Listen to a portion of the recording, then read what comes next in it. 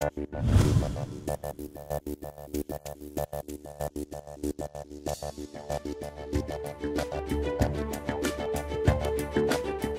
discrimination is a reality. Sure, it's against the law, but there are always reasons to exclude people that are legal when your underlying reason may not be. Having said that, we can't all curl up and die at 35. So, what do you do? Obviously, you may elect to fight this and take legal action. But I think, for most of us, the smarter route is to figure out how do we find the right job. And that means, first, you need to understand some of a company's concerns about interviewing people that are older. One of the big ones, of course, is money. They're really afraid of the fact that you will be more expensive than they have budgeted, than they feel they can afford. But they also often worry about someone coming in, taking a job, and then being very unhappy and trying to either work their way into something more senior immediately when they haven't gotten back their first investment in you, or they worry that you'll leave very quickly. Those worries are not unique to older people, but they are certainly higher.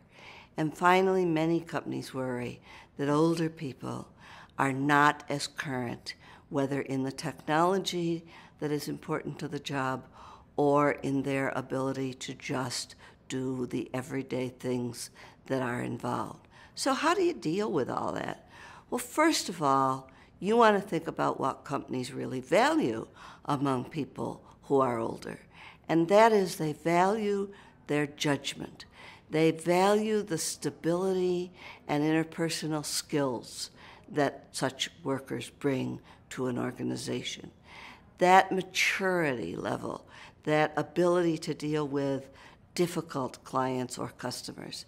And so companies do value those things and the work ethic. You want to capitalize that. And the ways that you do that, besides demonstrating some of those things in your resume and your cover letter, are a couple of things. First of all, you are best served if you can network your way into an opportunity. That means using the people you already know to help you in your job search. You need to target the right opportunities as well. Do your homework. Look at organizations that you think might offer you a great opportunity. Over a decade ago, for example, CVS started really pushing hiring older pharmacists. They offered new options, they rearranged some of their corporate programs, and they have been extraordinarily successful in doing that, which has led them to also hire older people in other jobs. But CVS is by no means alone. Almost any company whose clients or customers are more mature may also be a great target for you.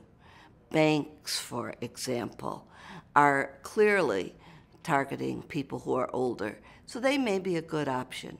You want to understand something about the organization in terms of what makes it a good opportunity, but you also want to look for those code words for young. Is the way the website is designed really full of young pictures? Do their careers things talk all about foosball or beer pong? And do they give you those clues that they pride themselves on their young environment? If you're looking at a job ad, does it say high potential? Does it say that it's entry level? Those are not the places that you logically should consider going as your first choice.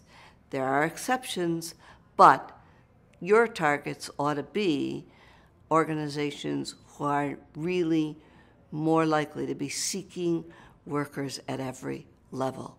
This is an area you can tell from reading about them, but you can tell it even better when you, in fact, learn from other people about that organization. And finally, when you are doing a job search and you have either those few white hairs or more than that, you want to be sure that you are presenting all of the value that you can bring. And you want to emphasize that in all of your presentation of yourself. Sure, you want to look good. You want to look current. You don't want to look silly, however. But more importantly, you want to present yourself demonstrating the value that you bring, the knowledge, the skills, and your terrific abilities in terms of the things employers value: maturity, judgment, work ethic, interpersonal skills. Capitalize on those, network your way into a job, and you'll discover that a lot of people still love you when you're 64 in the old Beatles song question.